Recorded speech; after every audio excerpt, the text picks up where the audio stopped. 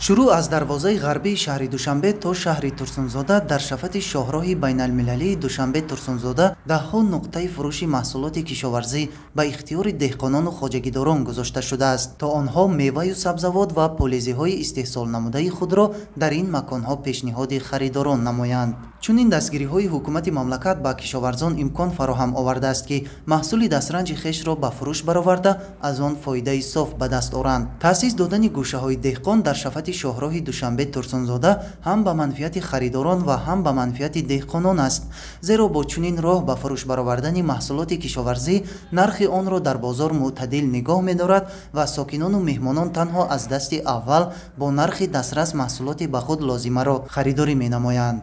محصولات مردم اینا از میوه‌های انگوری کشمیش که بدونه است بهترین لذت شام اینا از دوشنبه از تمامی نوعی دوردست میزگران اینا قریب 20-30 گوشه دهقان اینا تشکیل کرده گیان 50 نفر 60 نفر همین منطقه با جای کار تامین است. نزدیک شاهراه دوشنبه ترسونزاده استقامت میکنیم. من همینجا خواجگی دهقانی 1 هکتار داریم. در همین زمین کشت کار کردم. من محصولات های پیاز، تربوز همینا رو کردم راه ده برآورده هر نسبت بازار با نرخ ارزانتر فروخته ایستاده ایم.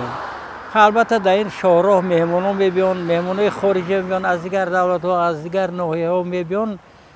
البته خریداری میکنن وقتشون خوش رو میخیزن میرن.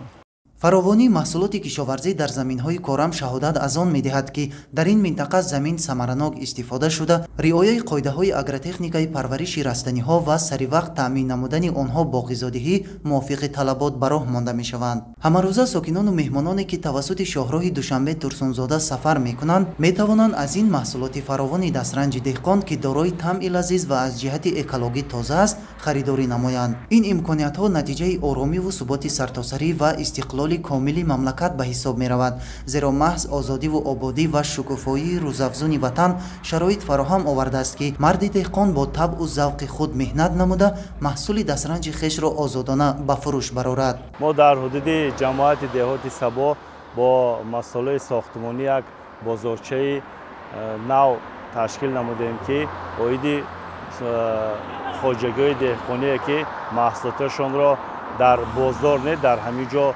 آورده با سن ساکنان فروشند. بعد شخصان من دیده است که شخصان میبیان از همینجا خریداری میکنن نسبت به بازار ارزان هم با فایده دهقان میباشد. خریداران میبیایند از شاهراه میخرند با نرخ دسترس. ما شکرانه میکنیم که همین امکانیت هست. ما از زندگیمون از روی همینا به پیش برده ایستاده ایم. در برابر به فروش برآوردن محصولات کشاورزی در شفت راهها ده‌ها نفر به شغل فرا گرفته می شوند تا زندگی خود را از این کار پیش برند و درآمد اقتصادی به دست آورند. همین گونه نقطه های فروش محصولات کشاورزی در شفت راههای محلی نیز به راه مانده شده است. صاحبکاران و ساکنان جهت تامین بازارها با محصولات کشاورزی و احتیاجات خودی از این مکانها سبزوات و میوه‌جات تر و تازه را خریداری نموده هم برای ذخیره زمستان و هم برای استعمال هر روزه استفاده میبرند. امسال همین حاصل هستن. حاصل پسته تیار شدگی من دهقانا چنده و کنتور اداره خودمان بازار تشکیل شدگی اونجا برده سادین بازارهای دولت خودمان را حاضر همین تامین کرد سادیم. 30 سوتک زمین داریم بنا بادرینگ کشاورزی کردگیم. یکم دویم چینی ما بادرینگ آوردگیم. من محصولاتمان همین پیش خانمان فروخت سادیم. انگور پمیدور مال همش همینجا فروخت سادیم نقش شده است. ما همون خرسندیم.